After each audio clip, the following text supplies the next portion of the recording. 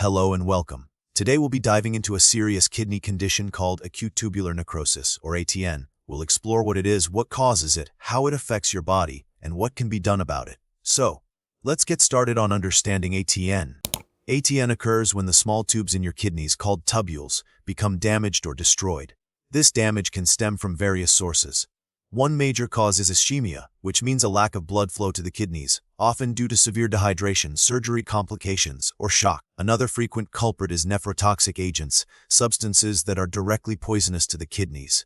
These can include certain medications like aminoglycoside antibiotics, some chemotherapy drugs, contrast dyes used in imaging procedures, and even heavy metals like lead and mercury. Less common causes include conditions like sepsis or rhabdomyolysis, where muscle breakdown releases substances that harm the kidneys.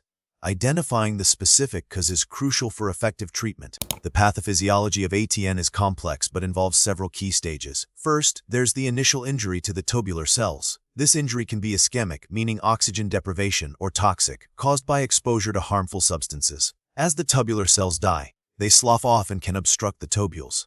This obstruction, combined with inflammation and altered blood flow, leads to a decrease in the glomerular filtration rate, or GFR, the rate at which your kidneys filter waste from your blood. Damaged tubular cells also lose their ability to reabsorb essential substances like electrolytes and water, leading to imbalances in your body's internal environment. Ultimately, these processes result in a buildup of waste products in the blood, a condition known as azotemia, and a disruption in fluid and electrolyte balance. While precise figures vary, ATN is a significant cause of acute kidney injury, or AKI, particularly in hospitalized patients. It's estimated that ATN accounts for a large percentage of AI cases in intensive care units. Certain populations are at higher risk, including the elderly, individuals with pre-existing kidney disease, people with diabetes, and those with heart failure.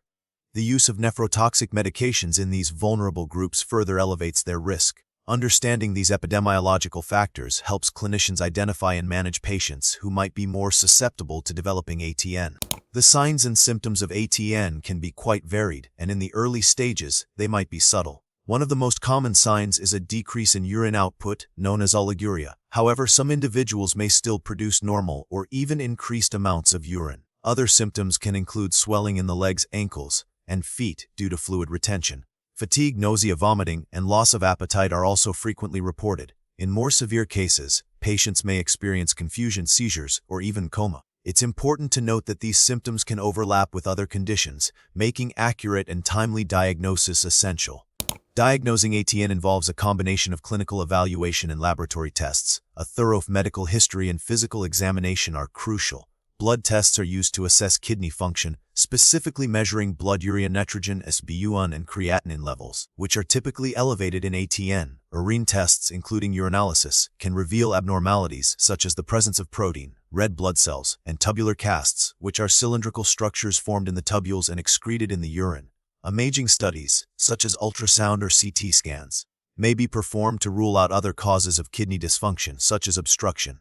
In some cases, a kidney biopsy may be necessary to confirm the diagnosis and determine the extent of tubular damage. While ATN isn't typically classified into distinct types, it's helpful to categorize it based on the underlying cause. For example, we can differentiate between ischemic ATN, caused by reduced blood flow, and nephrotoxic ATN, caused by toxins. This distinction is important because the management approach may vary depending on the etiology.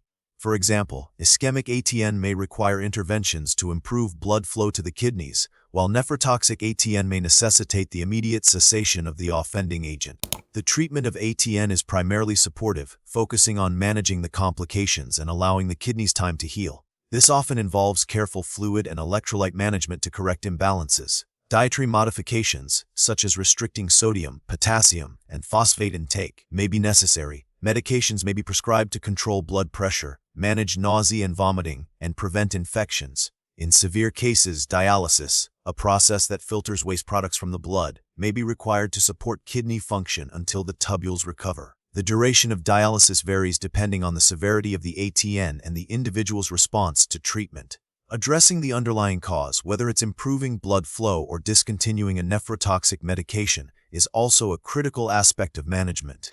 Preventing ATN often involves strategies to minimize risk factors. Maintaining adequate hydration, especially during illness or strenuous activity, is essential. Avoiding the use of nephrotoxic medications whenever possible, or using them with caution and monitoring kidney function closely, is crucial. When contrast dyes are necessary for imaging procedures, pre-hydration and the use of renal protective agents may be considered. Prompt treatment of conditions that can lead to decreased blood flow to the kidneys, such as shock or sepsis, is also important. The prognosis for ATN varies depending on the underlying cause, the severity of the kidney damage, and the overall health of the individual. Many patients with ATN recover kidney function completely, particularly if the underlying cause is addressed promptly. However, some individuals may develop chronic kidney disease or CKD, a long-term condition characterized by progressive kidney damage.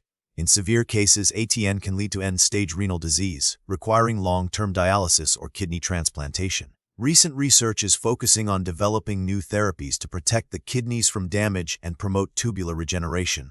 These include exploring the use of stem cells, growth factors, and other innovative approaches. Understanding these advancements may lead to improved outcomes for individuals with ATN.